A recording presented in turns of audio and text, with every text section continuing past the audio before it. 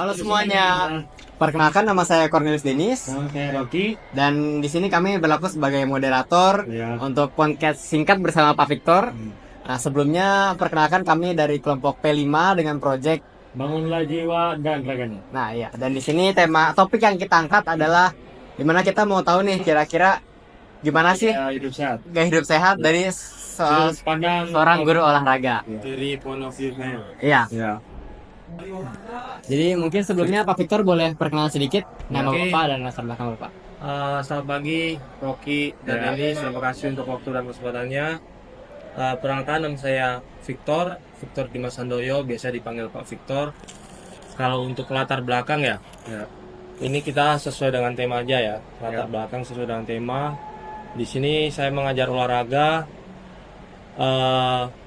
Kesukaan saya di olahraga itu bukan tumbuh tapi muncul ketika saya masih usia dini, karena saya di kampung ya, saya di Jogja, belum kenal yang namanya gadget ya, namanya orang kampung ya, pasti kita kegiatan sehari-hari nggak jauh-jauh dari lapangan dan olahraga ya. Nanti kita bisa bahas lagi untuk gaya hidup sehat itu gimana, apa ya saja yang bisa saya sharingkan, yang ilmu yang bisa saya dapat selama saya menempuh pendidikan di jenjang-jenjang yang selanjutnya. Nanti kita sharing sama-sama.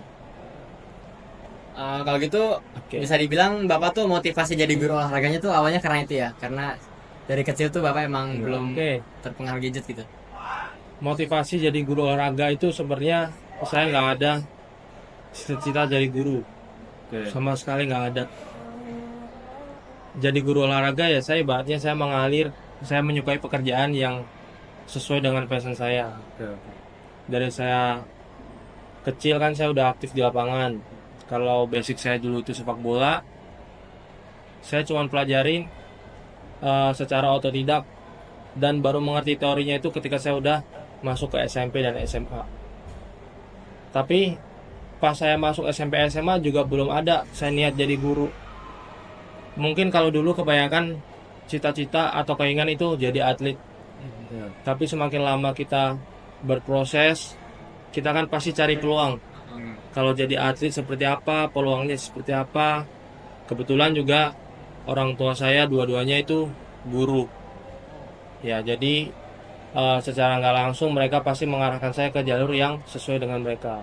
Bukan berarti saya diarahkan sesuai maunya mereka, enggak. Tetapi di sini saya melihat peluang kerjanya di mana. Kalaupun nanti bisa ya saya bisa nggak jadi guru pun juga nanti tetap ujung-ujungnya nggak jauh-jauh dari olahraga. Iya. Ini kan sebelumnya kan kalau zaman dulu pas zamannya Bapak kan gadget kan nggak ada kan ya. Iya. Tapi di zaman sekarang kan gadget itu udah hal yang bisa dibilang normal lah. Menurut Bapak itu gimana sih cara zaman sekarang untuk merubah gaya hidup sehat? Merubah gaya hidup sehat ya. Iya. Gaya hidup sehat itu biasanya orang-orang kalau dalam olahraga, ya dunia olahraga, dia biasanya dia bilang lifestyle. Nah, itu dibagi jadi beberapa kategori, ya kan? Kan kita nggak tahu yang usia muda gimana, yang usianya 20-an gimana, ya. Yang dimaksud untuk usia berapa dulu? Kalau misalnya kira-kira di usia kita lah sekarang kayak generasi Gen Z gitu, Ya. kira-kira apa sih pengaruhnya gadget ke gaya hidup sehatnya gitu? Karena gaya hidup anak-anak sama kita beda jauh, ya kan? Kalau untuk seusia kalian berarti usia Belasan lah, belasan ya, usia remaja lah katakanlah, usia remaja ya. Mhm. Gimana kalau untuk usia remaja gimana? Kayak dari sepenglihatan Bapak nih kan, kita kan udah beda generasi nih Pak. Oke. Kayak Bapak pas remaja sama kita pas remaja kan udah pasti beda, dari segi gadget aja udah nggak ada. Jadi kalau dari sepenglihatan Bapak dengan adanya gadget ini tuh pengaruhnya tuh gimana sih? Sebenarnya untuk gadget itu sangat berpengaruh karena kita dimanjakan sama yang namanya sekarang kan udah semuanya udah canggih ya. Apa-apa bisa dengan pakai satu HP kita semuanya bisa udah akses satu dunia itu bisa. Kalau pengaruh dari gadget itu banyak bisa yang positif, bisa yang negatif, tergantung kita menyikapinya seperti apa. Ya, kalau untuk saya pribadi melihat dari banyak kasus usia-usia sekalian nih pada ketagihan main gadget. Ini kasus teman saya sendiri, itu punya adik, dia mungkin seusia kalian ya. Orang bilang itu dia udah kena sindrom. Tahu sindrom nggak? Tahu sindrom nggak? Sindrom itu seperti dia ketergantungan banget sama HP. Jadi kalau dia nggak main HP, kayak ada yang hilang dalam dirinya, kayak ada yang kurang. Dia nggak dikasih HP, dia bisa gigit-gigit jari sendiri, bisa apa? Nggak bisa diem dia, bisa pencet-pencet kukunya sendiri. Kalau dilihat nih, gelisah banget. Nah itu ciri-ciri orang sindrom itu begitu. Kalau kita udah ketergantungan HP, banyak tenis yang udah begitu. Oke, ya. Kalau dari kamu sendiri gimana? Jujur kan kalau saya sendiri mungkin pernah ngerasain apa Ya, kita pas zaman covid pasti. tuh, zaman covid udah benar-benar di rumah aja nggak ngapa-ngapain, ya pasti main game. Iya. Dulu mungkin bisa dibilang saya bisa ya mirip lah kayak tiga sampai bisa sehari itu bisa 3-4 jam main game. Nah tapi ya mungkin habis SMA ya udah mulai sosialisasi lagi, udah keluar lagi aktivitas lagi, sadar lagi kalau ini tuh nggak bener, kayak ketergantungannya itu juga parah. Menurut saya sih ya benar kata Bapak, ada dampak positif, ada dampak negatif. Ya kan? Menurut saya positifnya kan kalau dari segi gadget kita bisa ngelihat kayak ada orang-orang ngajarin cara olahraga gitu. Menurut saya sih Dari itu situ ya. contoh positifnya. Ya. Kalau negatifnya, Dan negatifnya pengalaman kamu apa? kalau negatifnya ya males sih, cuman ngeliat doang tapi nggak dipraktekin gitu. Nggak ada actionnya berarti. Iya. Oh nih Pak, kan dulu kan pas diajari Bapak kan Bapak pernah sharing ke kita Ya. yang tentang kayak Bapak mungkin ada beberapa kenalan teman Bapak yang Bapak lihat masih istilahnya seumuran Bapak tapi Ya. udah masuk rumah sakit lah, ada Ya. masalah ini masalah itu. Banyak. Nah jadi jujur itu yang salah satu latar belakang kita tuh buat mikir mau Oke. wawancara Bapak gitu Iya. loh. Nah jadi kalau dari sudut pandang Bapak nih, kayak gaya hidup sehat di zaman sekarang tuh terlepas dari, kan tadi kita bahas gadget nih, kalau Betul. terlepas dari gadget, dari aspek-aspek lain deh, Oke. menurut Bapak tuh gimana? Ini penting nih. Ini menarik juga nih sebenarnya. Saya juga belum baca nih. Kamu bakal ngasih pertanyaan seperti ini. Ini kita ngobrol secara apa ya? Pengalaman Secara aja. pengalaman Iya. dan nggak ada yang dibuat-buat ya. Iya. Iya. Kalau tadi si Denis nanya, dulu temen bapak pernah punya pengalaman ada yang udah masuk rumah sakit, udah ada yang cuci darah, itu memang ada.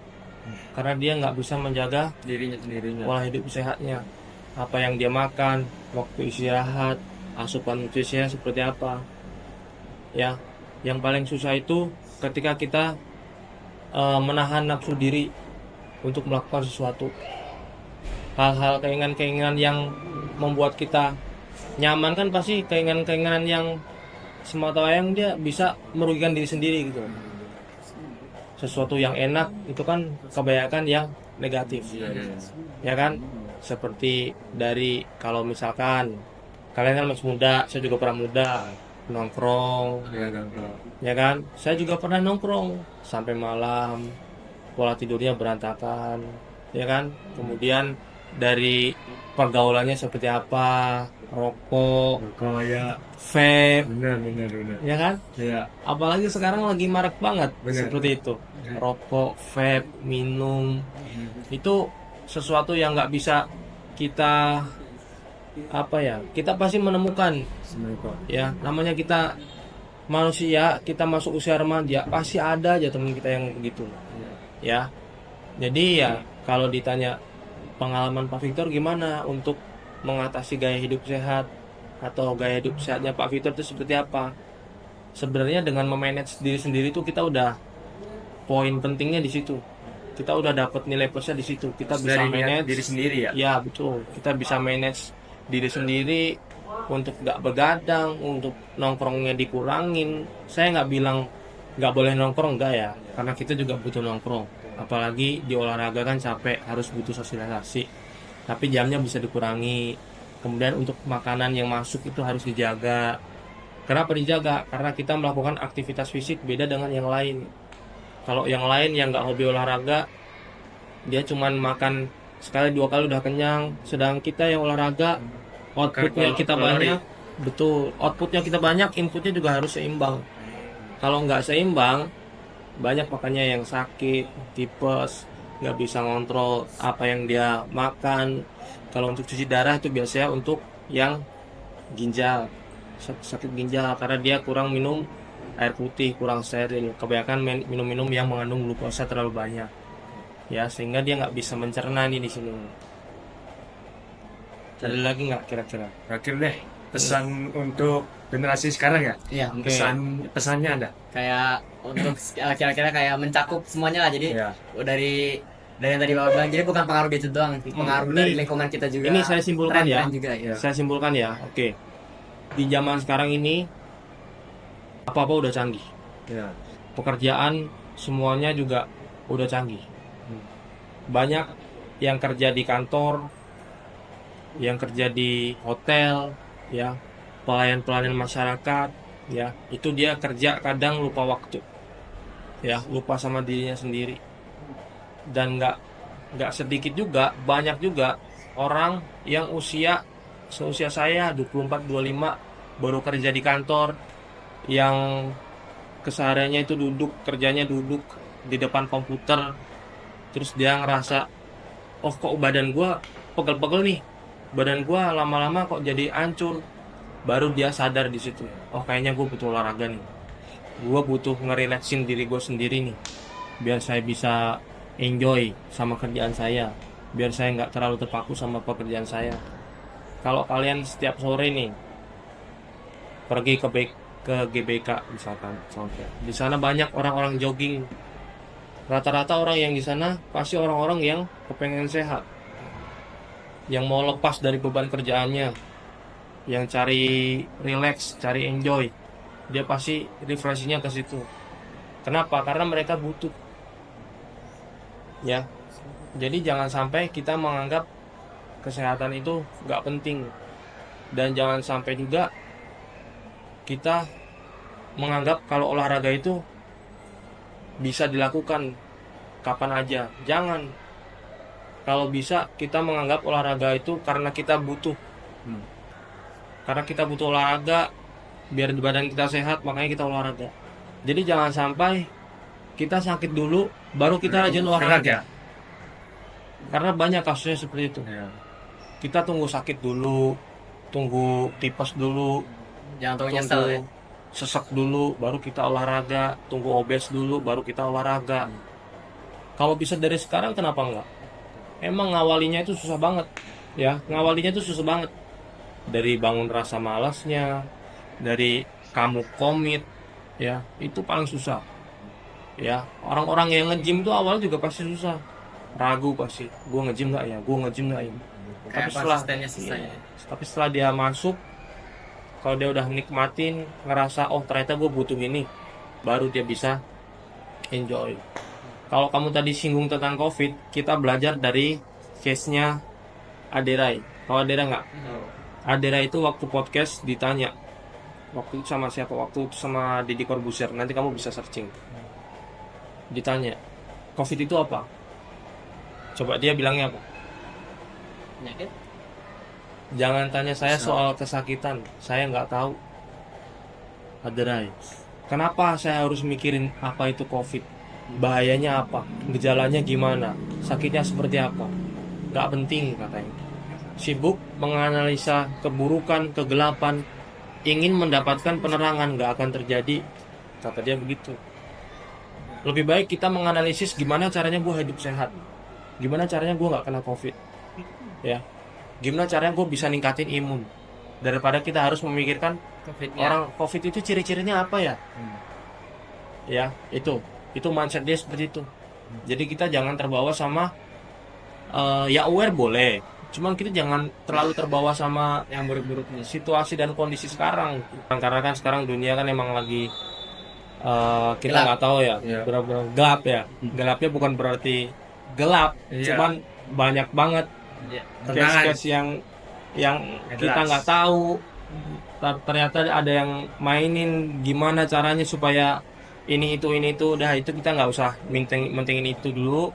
Kalau kita point of view-nya tentang kesehatan, tentang lifestyle, ya gimana caranya kita bisa merubah mindset kita menjadi oh gue nih butuh olahraga biar badan gue tetap sehat, biar kalau kita sehat kita ngapa-ngapain kan juga enak ya.